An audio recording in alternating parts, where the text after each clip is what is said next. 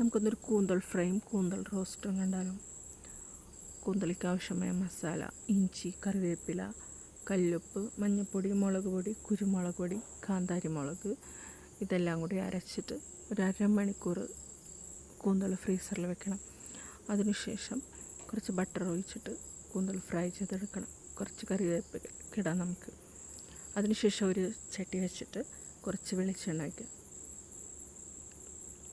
സവാള, കുഞ്ഞുള്ളി, കുറച്ച് ഉപ്പിടുക. അതൊന്നും മൊരിഞ്ഞ ശേഷം ഇഞ്ചിയും വെളുത്തുള്ളിയും ചതച്ചിട്ട് കൊടുക്കാം.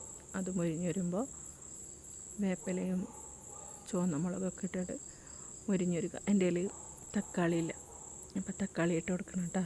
ആ മസാല മാറ്റിയതിന് ശേഷം കുറച്ച് വെളിച്ചെണ്ണ വെച്ചിട്ട് ബാക്കിയുള്ള കൂന്തൽ നമ്മൾ അടച്ചു വെച്ച് വേവിക്കാം.